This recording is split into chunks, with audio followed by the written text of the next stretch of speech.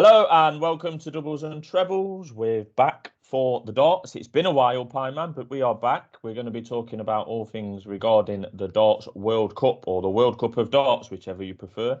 Signals the start of a really busy period in the world of professional darts as we crescendo from now until the end of the year for the World Championships. But yeah, first is the World Cup of Darts. 32 teams, starts this Thursday live on Sky Sports.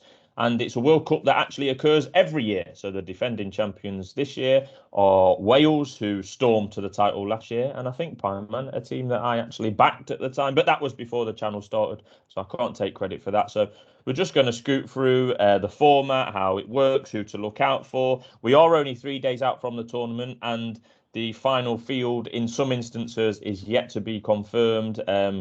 Due to the ongoing COVID chaos and travel chaos. This tournament this year is in Germany, and there's still some haggling to be done over the final teams, including Scotland, which in the last 24 hours have confirmed that John Henderson will play again in place of Gary Anderson, to the delight of the likes of Pieman and myself, that Big John Henderson will be there. So, yeah, Pieman, talk to me about the World Cup. Yeah, good to be back. And I think you're right. This is the start of a real run towards the Worlds now. We've got lots and lots of big championships to come over the next 3 months. Things well and truly up and running. And yeah, the World Cup is an event I love, actually. I mean, I've had my grumps with the format. You know, I like the idea of pairs darts. I don't think we see enough of it in the calendar because it's a completely different dynamic sometimes. You know, certain pairs love it, others don't seem as suited to it. But yeah, I don't like how the second, third, and quarterfinals, etc. You don't always see that pairs match. But overall, I love the tournament, and I think it's a tournament that gets better every year. Going back to the inception in 2010. The first sort of 8 or 9 years, it was just shared between England and the Netherlands, basically. It was just a case of either Phil Taylor and Adrian Lewis winning it or Barney and Van Gerwen winning it. They just took turns. We hadn't had a different winner outside of those two countries until 2020 we had, 2019 we had Scotland, 2020 we had Wales. We're looking for our 4th different winner in 4 years potentially. So as the game grows and the depth of quality grows, this tournament gets better and better for me, and it's one I'm really looking forward to. In terms of the format, we should just sort of run through it. So 32 teams, it's a round robin, so straight knockout. Pretty unforgiving format, to be honest. You will play with your partner representing your country, and then it's a case of being drawn in a certain section of the draw. 8 seeds. Each seeded pair will have their own 8th in the draw. So the earliest that 2 seeded teams can meet is the quarterfinal stage. And then from there, the first round is just a first to 5 legs pairs match. Great stuff. Whittles us down to 16. And then the last 16 quarters and semis, as I say, it's first to 2 points. So you'll have 2 singles games and then a doubles game if needed, if you're still locked at 1-1 to progress through. And then the final is a first to 3 points, where they'll have 2 singles games, then the doubles game, and then they'll have reverse singles if still required to settle it. We didn't need that last year because Wales were emphatic winners against England. And I think you did. I do remember you backing Wales last year. I'll give you that one. And I think they've got to take some beating this year again. But let's go through the seeds, shall we? I think. Yeah, so due to the nature of the final field yet to be quite confirmed, there isn't any betting available at the moment, but the usual suspects will be up there. It would be interesting to me, Pieman, as to who is the actual favourites, given that Wales probably should be, given they're defending champions, but you've got the likes of the Netherlands, Scotland, England, etc., that are always up there. So let's work on the assumption that Wales are slight favourites, then possibly the Netherlands second, Van Gerwen and Big Dirk representing the Netherlands this year, but we'll come to them separately. So yeah, Thursday and Friday will be the 16 first round games, and as Pieman said, there is 8 seeds. So they're likely to be strong favourites in the games that they feature. But if you are a nation that gets drawn in a non-seeded game, if you like, which there will be 8 of, they're going to be really quite competitive in the betting and on the stage itself, Pieman, because they will see that as a chance to get themselves to the second round. So that'll be interesting when the draw becomes available, and no doubt we'll be on Twitter with some possible selections. So the 8 seeded countries are pretty much as you would expect. England represented by Wade and Chisnall. Wales, Price and Clayton, as mentioned, they're the defending champs. Netherlands, Van Gerwen and Big Dirk. Belgium are the 4th seeds, Vandenberg and Hybretts. I think that's a pretty pretty standard representation for them. Northern Ireland's Daryl Gurney and Brendan Dolan, again, two players that know each other as well. Scotland is going to be Peter Wright and John Henderson. Henderson again this year, replacing Gary Anderson. And the 7th seeds, Australia, Whitlock and friend of the channel, Damon Heta. Heta actually beat Whitlock just over the weekend, I believe, from what I've seen. And then the 8th seed, Pieman's mate, Big Gabe Clemens and Max Up. So Pieman, we'll start from the top. The ranked number 1, the English. What do you make of their chances, Wade and Chisholm? I think, although you would find it difficult to say that England as a whole have a standout, like Van Gerwen's the standout for Netherlands, for example. England haven't had that for quite a while, possibly since Taylor's gone. So the pool of players to select from is actually, it's a decent level. Last year, I think it was Cross and Smith. This year it's Wade and Chisholm. So that's just, and you do get in there via your ranking points. So that's just showing that it is quite interchangeable between 4, 5, 6 English lads, and Wade and Chisholm have made the cut this year. Yeah, it's an interesting one. Like you say, I mean, there's some countries the team almost picks itself. It's not the case for England. There's 5 or 6 in there who would feel like they're certainly close to being in the team. And I think if I was picking the team, if it was more of a Ryder Cup style, I'd have probably had Nathan Aspinall in there, to be honest. I think this event would suit him to a T. But very intrigued by this team pairing of Wade and Chisholm. I think it could work, actually, and they could complement each other, because it's a total switch up from what we had last year with Rob Cross and Michael Smith, who I must say were possibly some of the most uninspiring finalists I've ever seen at a tournament. Oh, very lucky. Really limped through to the final. It didn't inspire me with any confidence. Then Wales kind of spanked them as you thought they might. But yeah, this is an interesting one, because Wade played in the inaugural World Cup of Darts all the way back in 2010 with Phil Taylor. They were eliminated in a shock result by Spain in their first game, and Wade never got picked again, because Adrian Lewis basically came in with Taylor, and them two pretty much dominated this tournament for the years to come.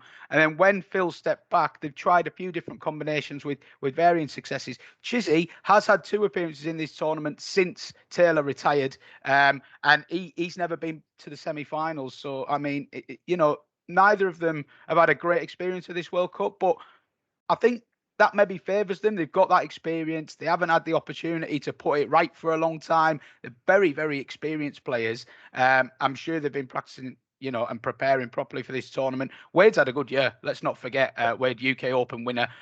He had a good run on the floor only the other day. So Wade's in pretty good nick.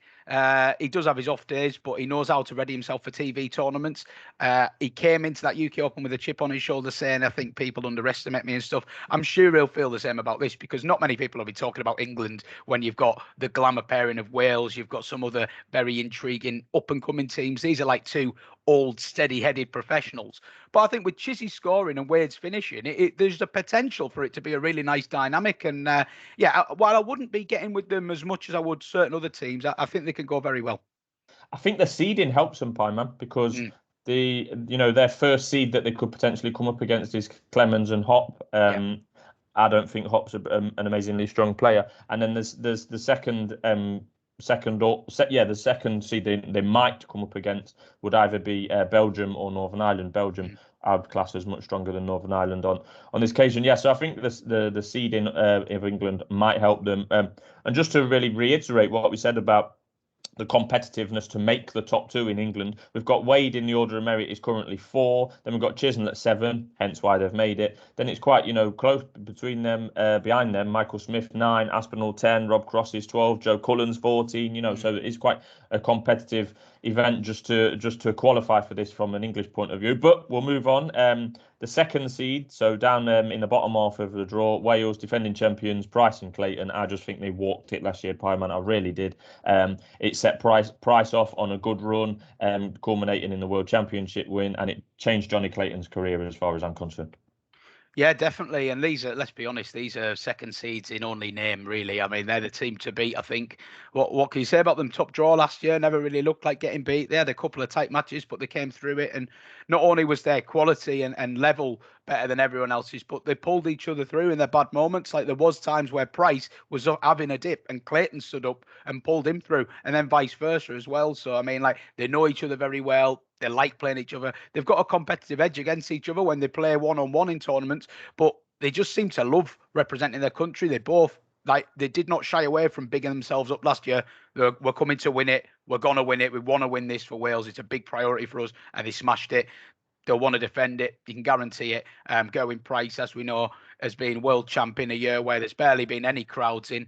He was absolutely phenomenal at Hungary last night as we speak, averaging 109 in the final and looking, absolutely superb. So I have no doubt he's going to arrive in this in good form. And let's be frank about it. It's going to take a world-class performance to beat these two. Like, you're not going to get an easy win over these two. Even if one of them's not at it, the other one will be. Jonny Clayton's a Premier League champion. Gerwyn Price is a world champion. They're the team to beat. When the betting comes, they should be favourites. Yeah, and I expect them to be so. The first potential seed they could face is Australia, Whitlock and Heta. We'll come to that. That'll be a good game. We'll come to that later. Yeah, so the third seeds, Netherlands, Van Gerwen, and Big Dirk mentioned him before. Van Gerwen, a multiple-time winner of this. Big Dirk been a bit quiet this calendar year, I would say, Pieman, and didn't do a whole lot at the World Championships, and hasn't really done much for me personally since. You don't see him. He's not had many runs on the floor tournaments, and neither has he been on TV. So, yeah, he's going to have to try and pick up his standards to try and help or match Van Gerwen as this tournament goes on, I imagine. Yeah, been a bit of a funny year, hasn't it, for the players in the ilk of Dirk and stuff. I suppose you've got these players' championship events where really only one or two people could come out of it with any credit. Your finalists, really, if you get into quarters and semis, you're quickly forgotten about. And he hasn't pulled up any trees, but he did get that maiden win in a players' championship event. TV, he's not really hit the heights, but then again, he's only had 2 or 3 TV events to actually go at because the Premier League dominates that start of the calendar, and it's the same 10 players that you're seeing every week, and we've talked about this before. It's not great at the calendar. The balance of the darting calendar for me is wrong. We've got this fantastic 3 months that we're coming into now, but the last 9 months has been really spread out. And if you're not a player in that elite top 16, you probably feel like you've barely had an event to go to, bar a floor event. So, COVID doesn't help, but something that needs looked at. Anyway, I digress from the point. I really like this pairing. I think Dirk van Duijvenbode could be exactly what Michael van Gerwen needs. No disrespect to these pair, but Van Gerwen used to win this event quite frequently. They won it in 2017 and 2018 with Barney. And obviously that was a Barney on the wane as well, it's fair to say.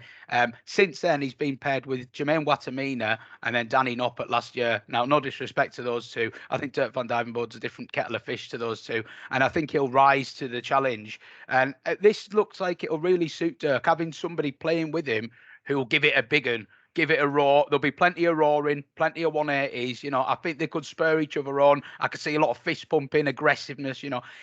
It might be what Van Gerwen needs to get him winning again. Like somebody really because Van Gerwen, sometimes we've seen this year, a lapse in concentration or like a really uncharacteristic, poor leg. I think Dirk could fire him up. If these two get on, I don't know how they get on off the floor, but if they do get on, could be a great pairing. And Van Gerwen, for all his well-documented lack of wins this year, he's not exactly playing badly. He's still frequently averaging over 100. We know Dirk's got the game. We're a big fan of Dirk on this channel. So, yeah, I think I'm far more excited by the Netherlands with Dirk as the partner than I have been with Watamina or Noppert, where I've kind of been keen to take them on.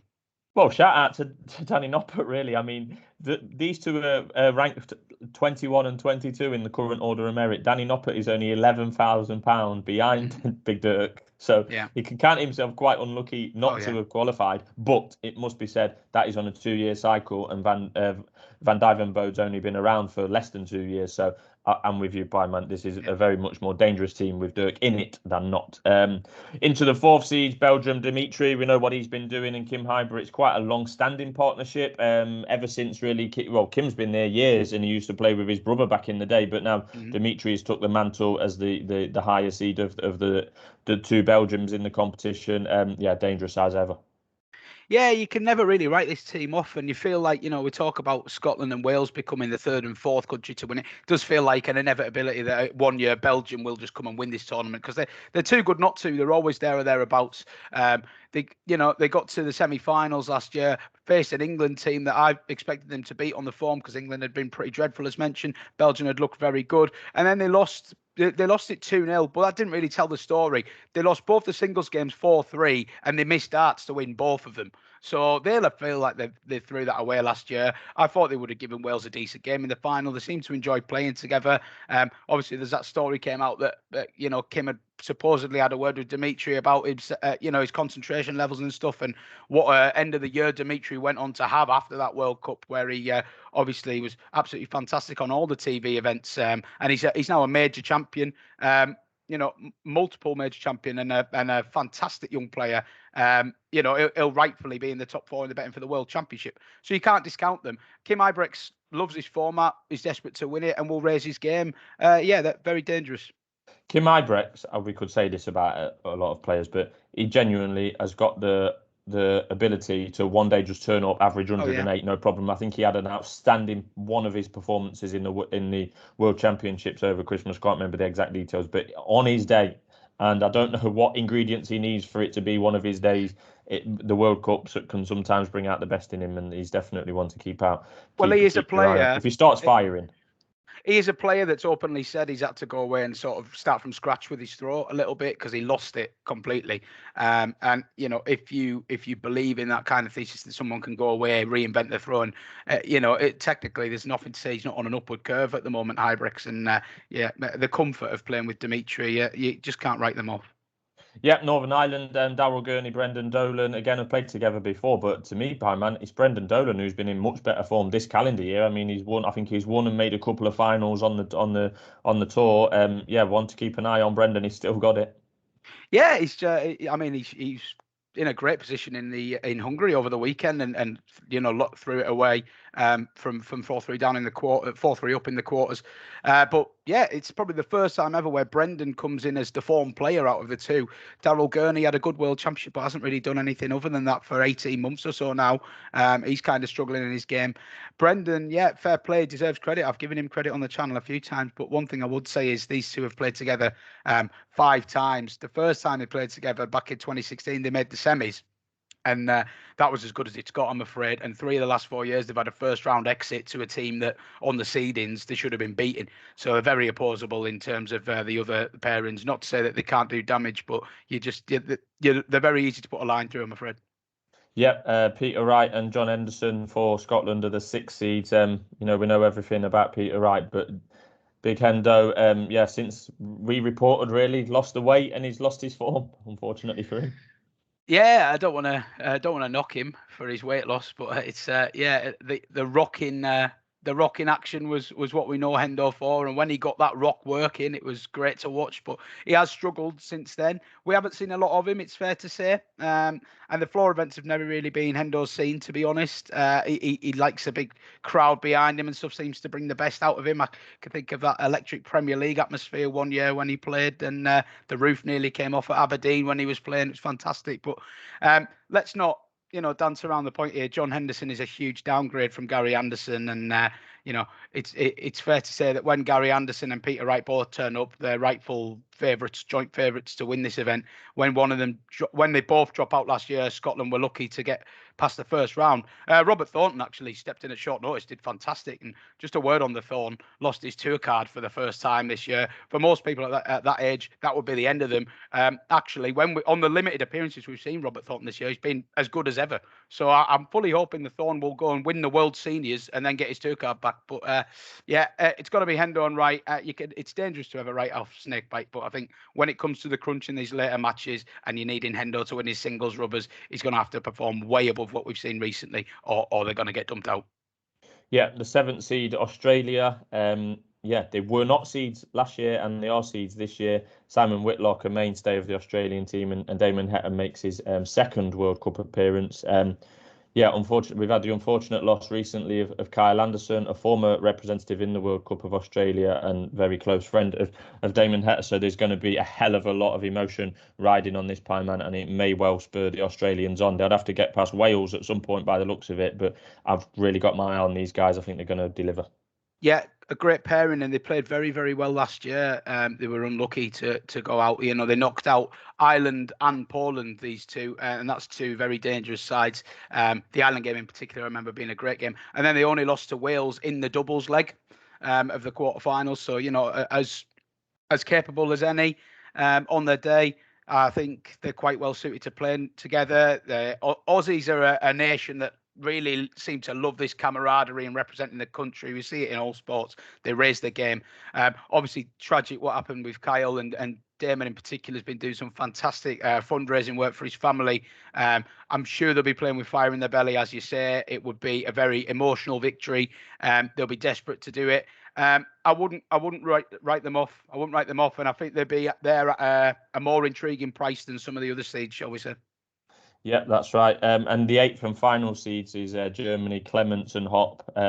Hop is, ranked 46 in the world. hasn't been doing a lot for some time, if you ask me. But Clemens is always there or thereabouts, particularly on the tour. And there'll be at least one TV tournament a year where he'll make a run to the quarters or even the semis. He's ranked 24, and I know you love Mr. Clemens. Yeah, I do. And let's make a very important point on these two. They've got a home crowd advantage, which they didn't have last year. It was the same pairing last year, but obviously it was a behind closed doors event. Now, that could go one or two ways when you have the full crowd behind you. Do you crumble under the pressure or do you raise your game accordingly? To be fair to Max Hopp, as much as he's a player that definitely hasn't kicked on, we have seen him in the past raise his game in front of a big crowd sometimes. And you're left with this frustration of, well, why can't you do that all the time? Like you clearly got talent, but you don't reproduce it anywhere near enough. I think I'd go as far as saying Martin Schindler could possibly have a case for being in there over Max Hopp on form. So, I mean, he's lucky to be in there, but he's in there. Gabe Clemens is a player on the rise. Everyone will know that I like him. I don't need to talk too much about that. I think they're a very capable team. We're looking at a potential matchup between Germany and England with a full German crowd in, and they'll fancy that. I think that'll be a really good match. Can they go on and win it? I'm not so sure, but it's not going to be nice to have a full arena cheering for the other team, for anyone that has to play them. If they can negotiate their early round games, then they become a big banana skin for the other side. The problem Germany have got is, like you say, it could go one way with the crowd. If Germany play England, say in the quarterfinals, I would, Germany would fancy the chances there. But I think they've got the first round and second round could be tricky for the Germans, particularly the second round where there's a couple of singles games. Because I'm not being funny, there's teams going to be around there like the likes of Canada and Poland, United States. That will fancy beating Germany despite the crowd. So that's the 8 seeds. There's then 5 nations that are listed as what they would call presumed nations, and these are nations with that have 2 or more players holding a PDC tour card. That is Austria, Sulovic, and Lurbacher. They've been seeded before, Austria, so a dangerous island fit the similar description. I think they were seeded last year, Willie O'Connor and Steve Lennon. We know both of those guys. Czech Republic have Karel Sedlacek and Adam Gaulas, a young player who I know you like, Pieman, who's been highlighted on here before. Poland have got Krzysztof Ratajski, very, very solid player, and Krzysztof Kuch. I'm probably saying the second one wrong. And in Spain, about right. Spain have got Reyes and Nogueira, and then we'll come on to the other teams that don't have 2 PDC tour card holders. So of those that batch of 5 there, Pieman, any of those take your fancy? I mean, they're going to be, those just listed, they're going to be coming up against the likes of England and Northern Ireland, Germany, who we've mentioned, and they're going to fancy the chances if the draw plays to their advantage. Yeah, well, you've got these unseeded teams that we haven't mentioned yet, and you've got these guys who are also unseeded, but they've got pedigree. They're genuine teams. Unlucky to not be seeded, you could say. There's ones I prefer to others, to be honest. I could easily put a line through Spain. Cristo Reyes has barely chucked a dart this year, and Jesus Nogueira's not quite of that standard, I don't think. I really like Ireland. I think Willie O'Connor lifts his game for this, but I'm not sure about Steve Lennon's form. So I can kind of leave them to the side. Czech Republic, a team I think everyone will want to avoid. Adam Gaulas just had a fantastic run in Budapest, and he's a player, as you know, I think he's going to destined for big things. Excuse me. And Karel Sedlacek, I think we backed him. You put him up, didn't you, at the World Championship, and he was one of the unluckiest losers in the entire tournament. That's me. Yeah, that was you. So he's definitely a team to avoid. I take on Austria. Mensah, no kind of form, I'm afraid.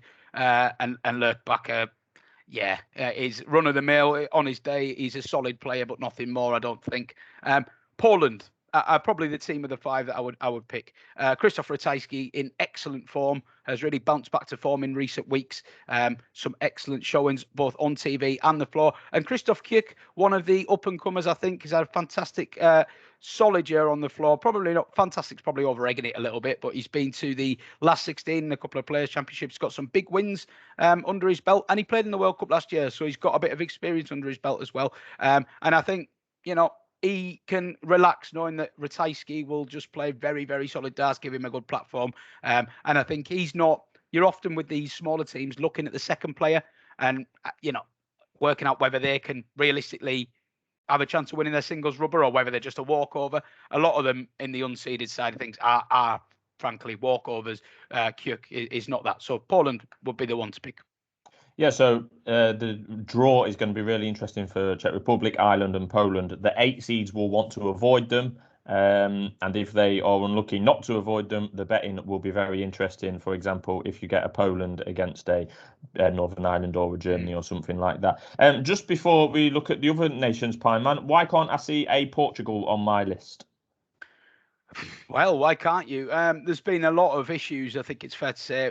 We do have our doubles and trebles sources, which I won't be going into too much details on. But I've got my ear to the ground in the world of darts, and I think there is going to be a bit of carnage with this field by the time it is confirmed. COVID issues playing havoc and stuff. But look, we can't be confident on any of these unseeded teams, but there are certain ones that you would expect to see there. I would expect to have seen Portugal in this tournament, so I'm a little bit surprised. They were in it last year. There may well be a reason for that.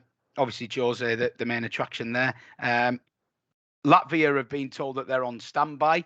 From what I could gather, I would expect them to feature with Madars Razma.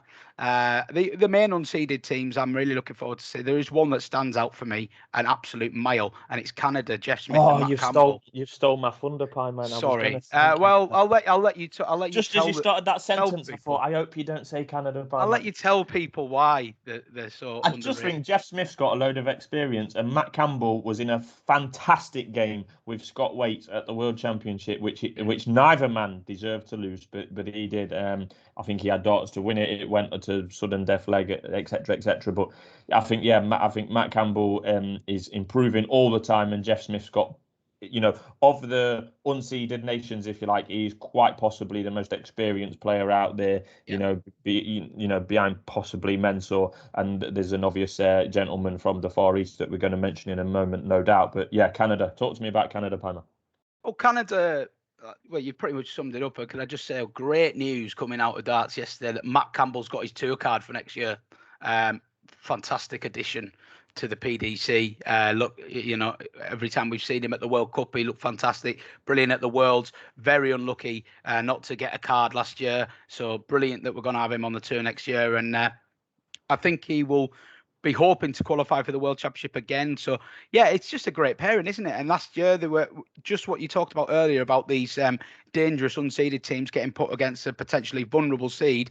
Sure enough, Canada got drawn out against Northern Ireland, and I think we had a bit of Canada odds against, and they duly smashed up Northern Ireland in the first round, beat New Zealand, and only lost to Belgium in the quarters in the doubles rubber. So they're a very dangerous side. They're as good as I would put them in the same bracket as Poland, Ireland, and co, as a very dangerous unseeded team. And there are some other ones, aren't there, that do jump out, but it tends to be just at this end of the bracket, it tends to be one player jumping out rather than two, I would say. Yeah, and obviously we've got to mention, Pieman, before we wrap it up, Paul Lim returning again, however old he is now, alongside another Lim, which I'm guessing is unrelated. But yeah, Singapore, another representative. Yeah, Paul, fantastic. I think he's 67 now, Paul Lim, the slinger. I really, really hope we're going to see him at the World Championship. I don't know if we are at this stage. I know we're meant to be seeing him in the seniors. Fantastic addition. Look, the crowd will go wild for Paul Lim. They're another team you don't want to draw, because the whole crowd's going to be against you. Unless they draw Germany, the whole crowd's going to be cheering Singapore. So potential nightmare, and you just can't write Paul off. I mean, every time you think he's coming for his final swan song, and then he beat Luke Humphries at the Worlds last year, for goodness sake.